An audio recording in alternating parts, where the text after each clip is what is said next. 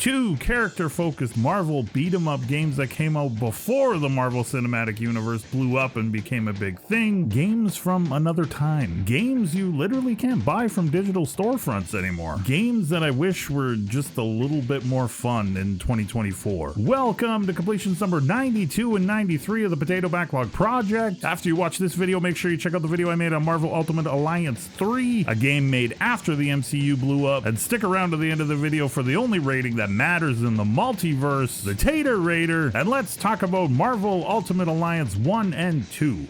Marvel characters and movies today are extremely mainstream, culturally iconic things, to say the least. Love them or hate them, you at least know about them, and a little bit about some of the main characters within the shared universe. There was a time before the MCU existed where these characters still existed. Shocking to some, I know. And companies still made games about them for all the little nerds like me that love the cartoons, comic books, and the characters. At the time, Marvel Ultimate Alliance felt like it had the biggest collection of different heroes all put together into the same game. Released in 2006 and 2009 respectively, the Ultimate Alliance games are naturally beat-em-up style games. There is a multiplayer team focus, though they can be enjoyed as single-player experiences. Both games function and play mechanically similar to each other despite the 3-year gap between releases. The biggest strength and overall win for both games is the stories and the characters. The biggest shortfall, however, happens to be the actual gameplay with said characters. The first game's big baddie is Dr. Doom, who has assembled the ultimate villain group called the Masters of Evil, which I just love. There's no need to be secretive about who they are. It's just straight up honesty. Yo, we evil, bro. And then they just go about their business of world domination. You gotta respect that. You're then dropped onto a SHIELD helicarrier as Captain America, Spider-Man, Thor, and Wolverine to get the ball rolling on the story. We have old school comic book Nick Fury running the show in the first 2 Ultimate Alliance games. Sam Jackson's take on the character didn't come around until a few years later, so depending on when you were first introduced to Nick Fury, this might cause some confusion. Rest assured, he is still a bit of a mysterious tough guy asshole who does whatever it takes to win the day while not telling anyone the full extent of his plans, just to keep the mystery alive, I guess. As you play through the story in different levels, you will unlock new heroes to use. Each hero comes with a set of their own special moves. Visually, they all look pretty cool and accurate to the characters, but most of them serve the same gameplay purposes between the characters. There are a few standout hero abilities that can have more of an impact on your playthroughs than others. Wolverine and Deadpool's healing abilities come to mind, as well as a few other cool high damage attacks. Stock attacks include a light and heavy punch, the ability to grab enemies and throw objects, jumping, blocking, and dodging round out your movement options and complete the kit. These options and mechanics are very similar in both the first and second game. The second game does expand upon them a little bit to encourage more powerful interactions between the heroes, especially when playing multiplayer, but overall the gameplay feeling is very similar across both games. And herein lies my biggest issue between both games. For a roam around beat 'em up style game, the options feel really limited, and the game's loop gets boring pretty quickly. The fighting just doesn't have a smooth flow. Take jump attacks for example. You have one option out of the air, and the recovery of the character after you land slows down any meaningful follow-up that you might want to try. Ability to chain combos together through multiple enemies while smoothly moving in and out of aerial combat would have gone a long way into opening up some player creativity while fighting. You are given a couple different dial-a-combo strings that have different effects on enemies. One ends with stunning them, another with a ground knockdown, and then there's a pop-up option.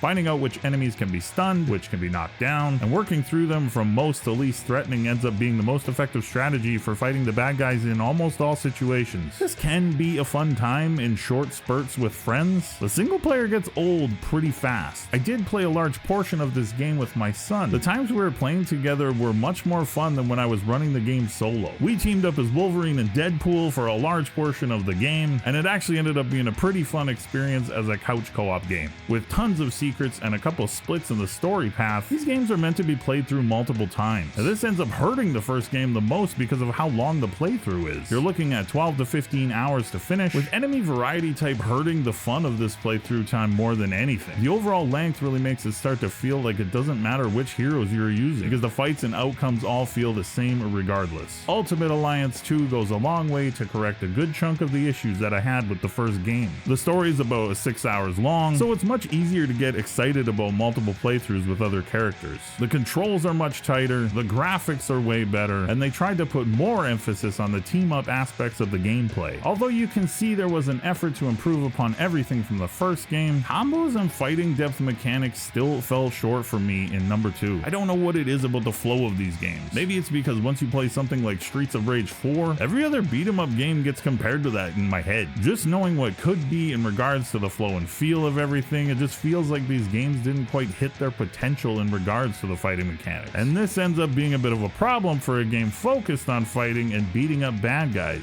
The story in Ultimate Alliance 2 is the Civil War storyline. If you're unfamiliar with it, you could go read a comic or check out the MCU. The Superhuman Registration Act is brought into play. Our heroes are forced to pick sides, starting a worldwide conflict that plays out in a pretty fun and exciting way. These games are not available to buy on any digital storefront. I'm guessing because of licensing issues, but if you still have an Xbox 360 or a PS3, they can still be found fairly cheaply on disc if you're looking for some simple superhero fun with friends. If you had purchased the game digitally before, you can always re-download it even if you have deleted it. I suggest skipping the first game and playing Ultimate Alliance 2. It's just a stronger, better put together game. The first game had to walk so the second game could jog. Does this mean that Ultimate Alliance 3 can run? You'll have to watch my other video to find out. 2 happy potato faces out of 5 for Marvel Ultimate Alliance. 3 happy potato faces out of 5 for Marvel Ultimate Alliance 2. The second game is pretty solid. Great story, good graphics, and pretty fun in short spurts. The first game just doesn't really hold up and feels pretty rough to play in 2024. There is still a fun selection of heroes to go through, so if you can get it on the cheap and you're a super nerd, then you're probably gonna have a good time with both of them. And with that, the Backlog Project rolls on. Thank you so much for watching. Be kind to yourselves and others that deserve it. We're on to the next one. Summertime sucks. Why do I wear tubes? Oh my god. It's like the worst idea. 2 character focused blah blah blah blah blahs. You are then dropped onto a shield hella character. Jesus.